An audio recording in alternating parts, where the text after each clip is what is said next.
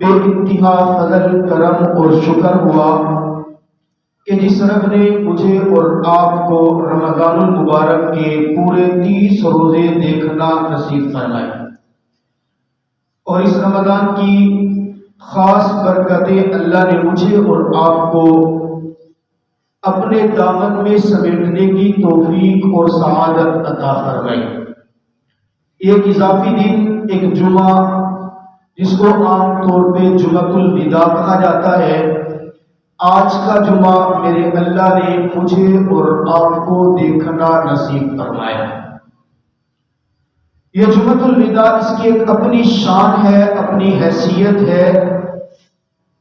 کوئی بھی چیز جب انسان کی زندگی سے جدا ہو جاتی ہے تب اس کی اہمیت کا پتہ چلتا ہے۔ اللہ نے مجھے اور آپ کو صحت عطا کی ہے۔ جب تک ہم صحت مند ہوتے ہیں صحت کی قدر ہمیں نہیں ہوتی، جب صحت چلی جائے، بیماری آتی ہے، تب جا کے ہمیں صحت کی قدر آتی ہے۔ اللہ نے ہر شخص کو اس کی ضرورت کا مال دیا ہے۔ جب تک انسان کی جیب میں مال ہوتا ہے تب تک اس کو اس مال کی قدر نہیں ہوتی، اور جب وہ مال ختم ہو جائے، چھن جائے، ہاتھ سے چلا جائے، تب اس کو اس مال کی، پیسے کی قدر ہوتی ہے۔ اسی طرح انسان کو میرے اللہ نے جوانی دی ہے، طاقت دی ہے، تو جب تک یہ جوانی ہوتی ہے، طاقت ہوتی ہے، انسان اس کی قدر نہیں کرتا، اور انسان اپنی مستی کے اندر مست رہتا ہے۔ جب یہ جوانی گزر جاتی ہے، بڑھاپا آ جاتا ہے، بدن کے اندر طاقت نہ رہے، پھر اس کی قدر آتی ہے۔ یہ عمومی فلسفہ ہے۔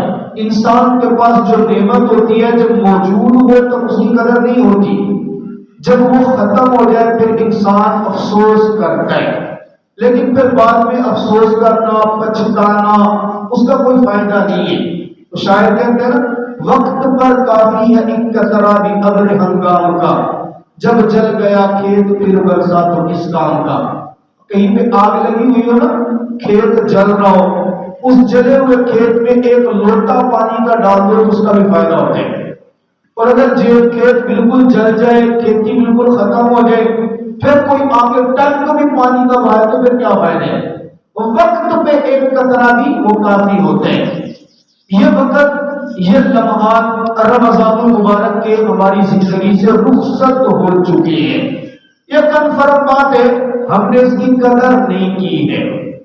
اب ہماری زندگی میں تھا، ہم نے قدر نہیں کی، گزر گیا۔ اب اس کے گزر جانے کے بعد ہم پچھتائیں، افسوس کریں، پھر فائدہ نہیں ہے۔ پھر ہم روئیں دھوئیں، پھر فائدہ نہیں ہے۔ جب موجود ہے تب ہم اس کی قدر نہیں کر رہے۔ رمضان کا پورا مہینہ گزر گیا، ہم نے نمازوں میں وہ چستی نہیں دکھائی، ہم نے تلاوت میں وہ چستی نہیں دکھائی، ہم نے ذکر و اذکار کے اندر سستی کی ہے، ہم نے رب کے راستے میں خرچ کرنے کے اندر بڑی سستی کی ہے۔ اب رمضان گزر گئے، یہ آخری چند گھنٹے باقی ہیں۔ ان چند گھنٹوں کے اندر اگر ہم نے قدر کر لی نا تو یقین جانے خدا کی قسم میرا اللہ یہ قدر کرنا بھی ہماری طرف سے قبول فرما لے گا۔ اور اگر ہم نے یہ آخری چند لمحے بھی بازاروں کے اندر گھوم کے خرچ کر دیے، آپس کے اندر بیٹھ کے خرچ کر دیے، گپ شپ کے اندر، لہو لعب کے اندر خرچ کر دیے، تو پھر سوائے افسوس کرنے کے، پچھتانے کے، آنسو بہانے کے کچھ باقی نہیں بچے گا۔ وقت ہے گزر جانے کا۔ اس کو جمعۃ الوداع کیوں کہتے ہیں؟ اس جمعۃ الوداع کا یہ مطلب نہیں ہے کہ یہ جمعۃ الوداع چلا گیا تو آئندہ کبھی زندگی میں آئے گا نہیں، یہ مطلب نہیں ہے۔ مطلب یہ ہے کہ آئندہ سال اس جمعے نے آنا ہے، آئندہ سال اس رمضان نے بھی آنا ہے، آئندہ سال پھر تراویح بھی لازمی ہونی ہے، آئندہ سال لیلۃ القدر بھی لازمی آئے گی، آئندہ سال یہ اعتکاف کا موسم بھی ضرور ہوگا، لیکن میری اور آپ کی زندگی ہوگی یا نہیں ہوگی یہ کوئی پتہ نہیں ہے۔ یہ تو ساری چیزیں ہوگی، میں ہوں گا یا نہیں ہوں گا، آپ ہوں گے یا نہیں ہوں گے، آپ کو اتنی صحت ہوگی یا نہیں ہوگی کہ آپ روزے رکھ سکیں گے یا نہیں یہ کوئی پتہ نہیں ہے۔ اس لیے علماء فرماتے ہیں اس جمعۃ الوداع کو یہ سمجھ کے رخصت کرے یہ میری زندگی کا آخری جمعہ ہے، اب اس کے بعد مجھے رمضان نہیں ملنا۔ صحابہ کرام رضوان اللہ تعالیٰ علیہ اجمعین کی عادت مبارکہ تھی، جب رمضان گزر جاتا نا وہ 6 مہینے آنسو بہاتے اس بات پہ کہ اللہ تمہیں رمضان دیا تھا اور میں اس کی قدر نہیں کر سکا۔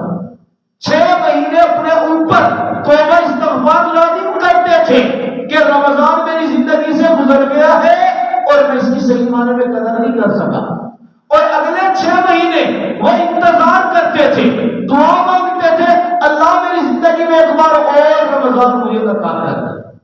میرے اور آپ کے پیارے حبیب صلی اللہ علیہ وسلم 3 مہینے پہلے باقاعدہ دعا مانگنا شروع کر دیتے، 3 مہینے پہلے اللہ مجھے اتنی زندگی دے کہ میں ایک مرتبہ پھر رمضان کی برکات دیکھ سکوں۔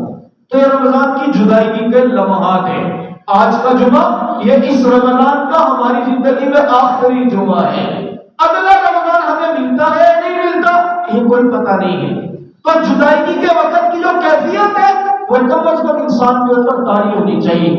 جدائیگی کے وقت کی کیفیات یہ بڑی عجیب ہوا کرتی ہیں۔ آپ دیکھ رہے ہیں آپ کا کوئی پیارا آپ کے سامنے فوت ہو جائے، اس کو گھر سے اٹھا کے لے کے جانا، کندھے پہ سوار کرنا، قبرستان میں چھوڑ کے آنا، اس وقت کیا کیفیت ہوتی ہے اس کو جدائی کہا جاتا ہے۔ آپ کے ہاتھ کے اندر سے کوئی قیمتی چیز گر جائے ٹوٹ جائے اور اس وقت جو آپ کے منہ سے نکلے وہ جدائیگی کی کیفیت ہوتی ہے۔ آپ صلی اللہ تعالیٰ علیہ وسلم کے سب سے پیاری بیٹی جناب سیدہ فاطمہ رضی اللہ تعالیٰ عنہا جب ان کی شادی ہونے لگی، یہ فاطمہ زہرا رضی اللہ، میرے آقا فرماتے ہیں فاطمہ بضعۃ منی، فاطمہ میرے جگر کا ٹکڑا ہے۔ آپ صلی اللہ تعالیٰ علیہ وسلم اس کی شادی کر رہے ہیں، شادی ہر ماں باپ کرتے اپنی بیٹیوں کی۔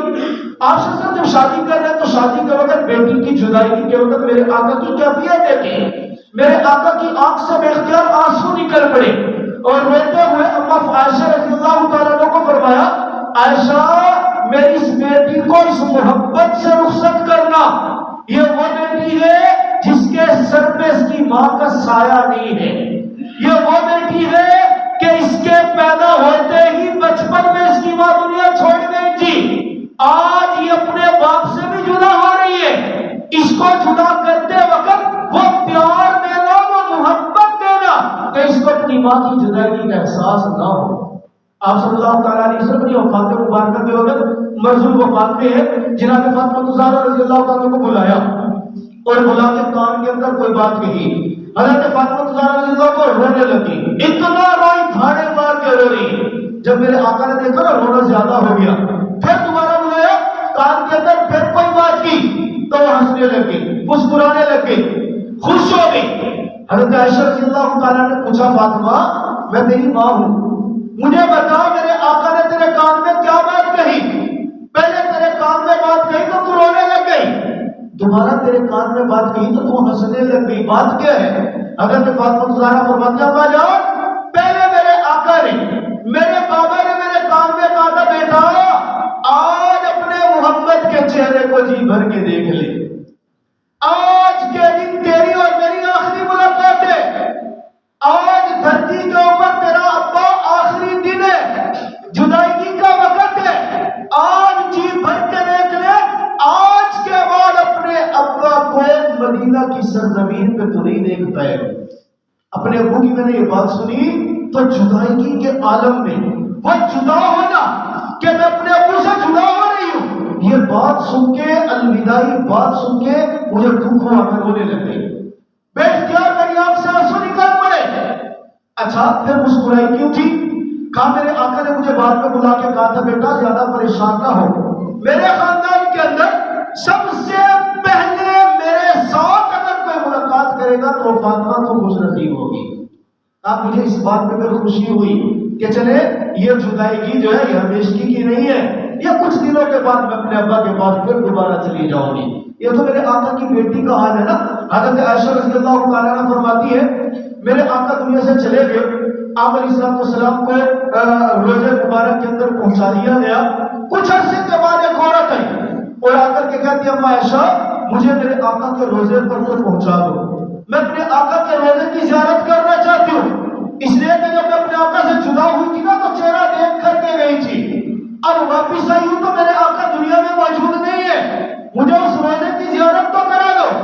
اب عائشہ صدیقہ رضی اللہ عنہ فرماتے اس کی تڑپ میں نے دیکھی، اس کے اندر میں نے جستجو دیکھی، میں نے جا کے روضہ مبارک کا حجرے کا دروازہ کھول دیا۔ جیسے میں نے دروازہ کھولا تو اس کی محبت اتنی تھی، میرے آقا سے جدائیگی کے لمحات کی کیفیت اتنی تھی کہ اس کی نظر میرے آقا کی قبر مبارک پر جب پڑی تو فوراً وہیں پہ غش کھایا، گری اور اسی وقت اس دنیا سے پردہ فرما گئی۔ آپ اندازہ کریں گے کہ اسی وقت میرے آقا سے جدائیگی کا عالم یہ ہے کہ میرے آقا کی جدائیگی برداشت نہیں کر پائی ہے۔ یہ جدائیگی کے لمحات بڑے عجیب ہوتے ہیں۔ آپ اندازہ کریں نا، حضرت بلال حبشی رضی اللہ تعالیٰ عنہ میرے آقا کے وہ پیارے صحابی نے جنہوں نے اپنے سینے کے اوپر پتھر برداشت کیے، گند تپتی ریت کے اوپر تڑپنا برداشت کیا، لیکن میرے آقا کی رفاقت کو نہیں چھوڑا۔ وقت آیا میرے آقا کی وفات مبارکہ ہو گئی۔ تاریخ میں بڑا پیارا واقعہ لکھا ہے، حضرت بلال حبشی رضی اللہ تعالیٰ عنہ اٹھے، میرے آقا کی وفات مبارکہ کے بعد اذان دینے لگے۔ اذان دینے کے لیے کانوں کے اندر انگلیاں ڈالی اور انگلیاں ڈال کر کے کہا اللہ اکبر اشہد ان لا الہ الا اللہ اشہد ان محمد رسول اللہ، کہا وہیں پہ گرے، غش کھایا اور بے ہوش ہو گئے۔ صحابہ نے اٹھایا، اٹھانے کے بعد بلال کیا ہو گیا؟ اذان تو پہلے بھی پتہ نہیں کب سے دیتے آ رہے ہو، اذان تو آج بھی دے رہے ہو، آج آپ بے ہوش کیوں ہو گئے؟ حضرت بلال فرماتے ہیں لوگوں کا کیا بتاؤں، پہلے جب کبھی میں اذان دیا کرتا تھا میرے آقا کا چہرہ مبارک میرے سامنے ہوتا تھا، میرے آقا کا چہرہ مبارک میرے سامنے ہوتا تھا، آج جب میں اذان دے رہا تھا تو میرے آقا کا چہرہ میرے سامنے نہیں تھا۔